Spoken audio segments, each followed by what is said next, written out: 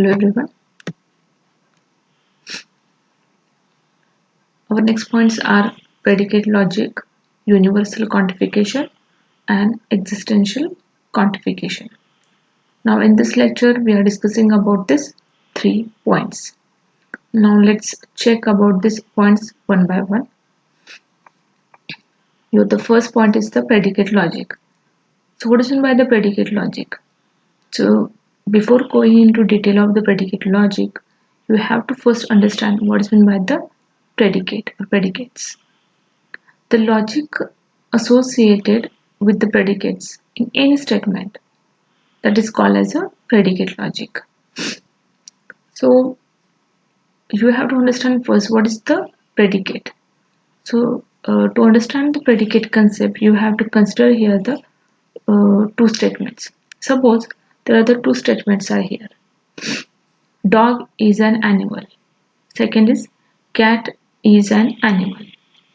So what happens if a new symbol is introduced to denote the phrase is an animal, and if by some method these two statements with the symbols denoting the name of individuals are joined? Now let's see here what is the question here.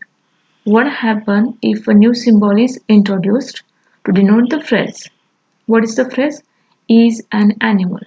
And if by some method these two statements with the symbols denoting the name of individuals are joined. So what are the individuals are here? In the first statement, dog is an individual, and the second statement, cat is an individual. And now let's see. So in the statement, in these two statements, is an animal part or is an animal phrase is common, and that phrase is called as a predicate. Understood? That phrase is an animal is called a predicate, and the dog is called as an individual, and cat is called as a also individual or object. So how we can represent these predicates or individuals? So there is a provision. The capital letters are used to represent the predicates, and lowercase letters are used to represent or to denote the names of the individuals or objects. So a statement can be written symbolically in terms of the predicate letter followed by the names of the objects to which the predicate is applied. Suppose Suppose the predicate is an animal is denoted by the predicate letter A, and what are the objects or individuals in the statement? Dog and the cat. Suppose dog is represented by the D symbol and cat is represented by the letter C. Now next, then the previous two statements are represented symbolically like this way. A, capital letter A of D in brackets and capital letter A in the brackets C. And how we can read these statements? Dog D is an animal, cat C is an animal. Understood? So what are our previous statements? The first statement is the dog is an animal. See here, the dog is an animal, cat is an animal. So these two statements are symbolically denoted like this way: A of D and A of C. So in general, any statement of the type R is S. Suppose there are the any kind of the statement is R is S. Then in the statement, S is called as a predicate and R is called as a subject. Subject means object or any individual. Okay, can be written as S of R. So statement which is expressed by using a predicate letter must have at least one name of an object associated with the predicate. Means in the statement, in that statement with the predicate letter, the name of an object is must. At least one object is or individual is must. necessary there. Now next, a predicate may require more than one name to express a statement. A predicate that requires n such that n is greater than 0 names is known as an n plus statement, n plus predicate. For example, the predicate A in the previous statement is a 1 plus predicate. Okay, what are our previous statements? Previous statements are these: dog is an animal and cat is an animal. So why it is called as a 1 plus predicate?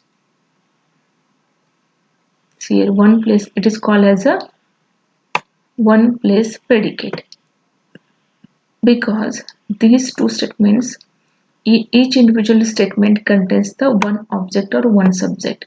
This statement contains only dog object and second statement contains only cat objects. That's why these two statements are called as a 1 plus predicate. Now see here the second statement. What is the second statement here? X is greater than Y.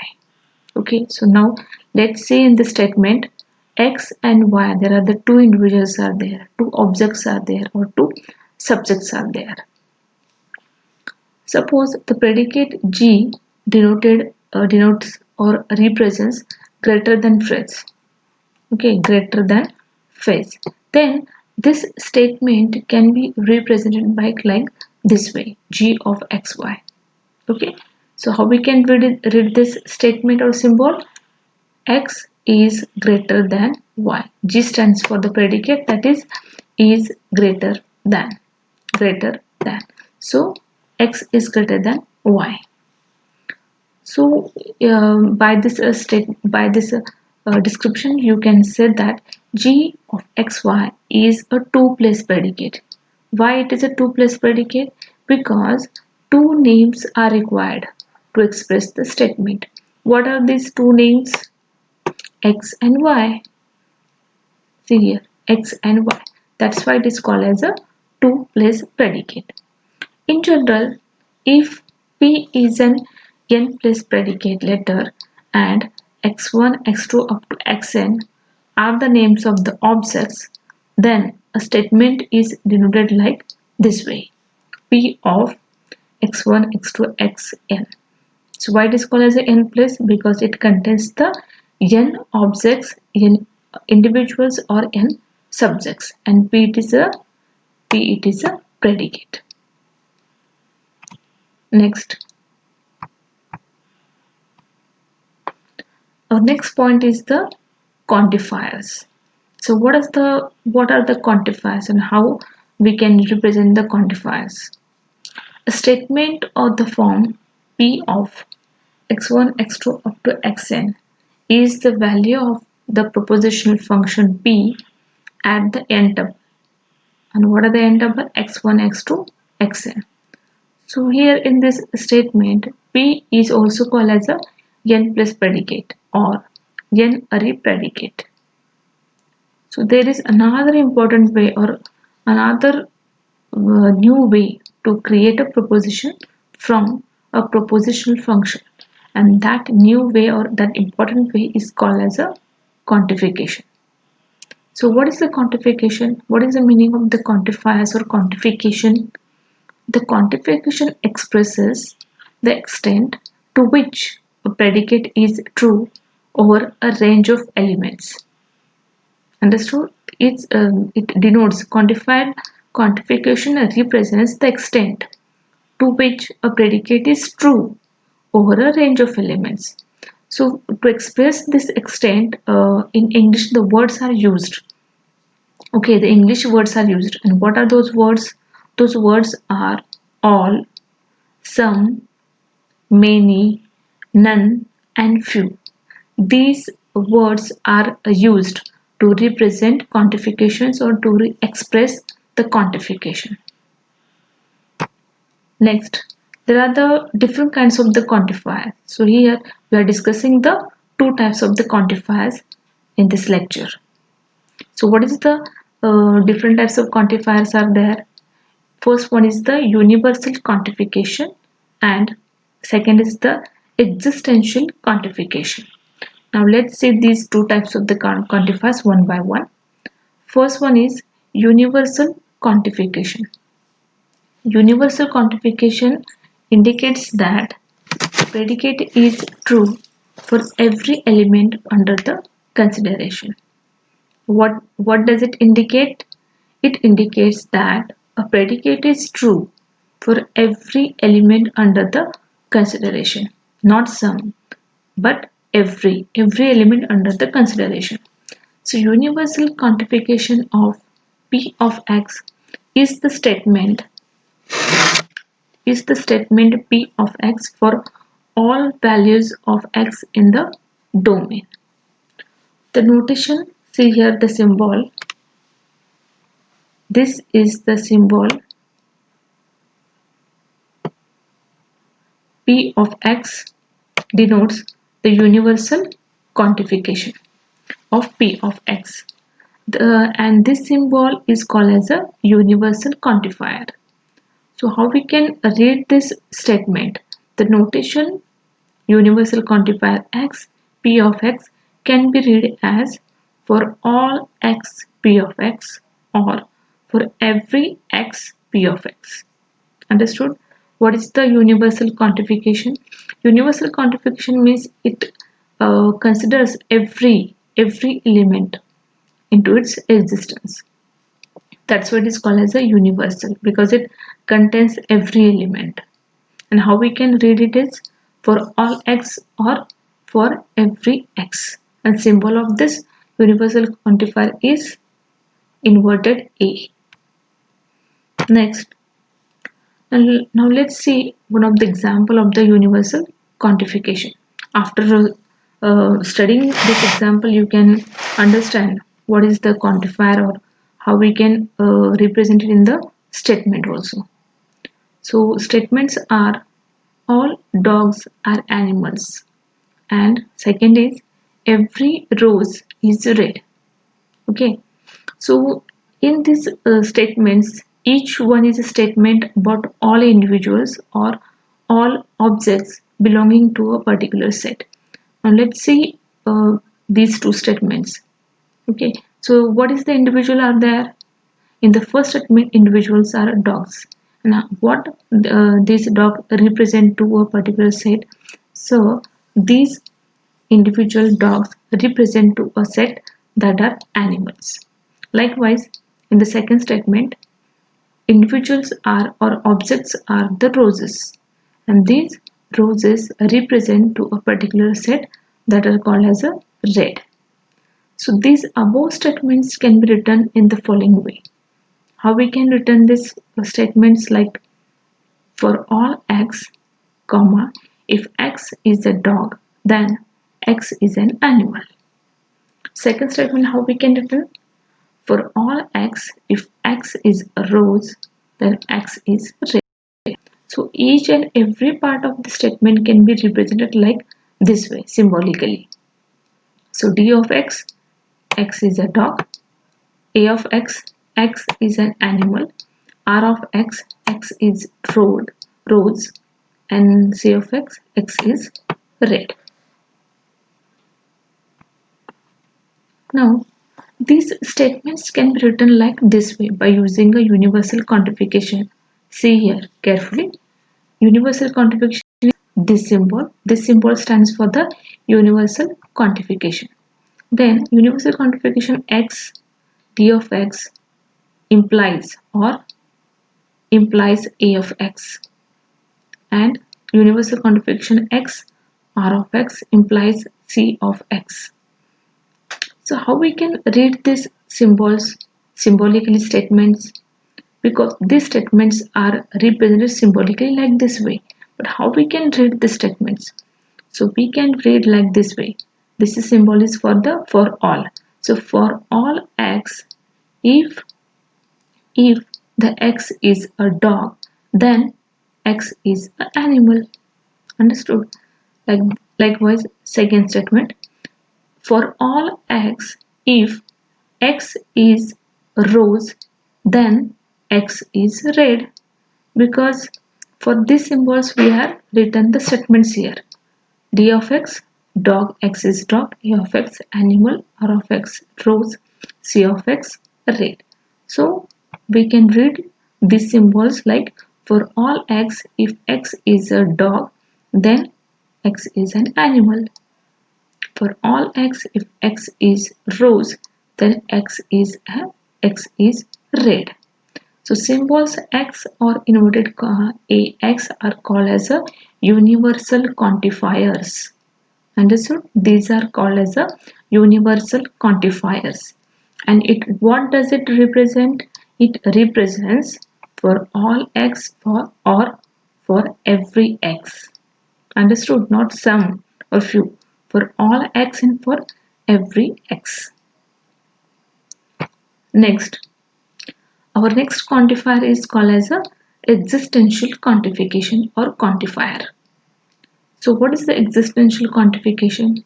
The existential quantification of P of x, it is the proposition and there exists an element x in the domain such that P of x.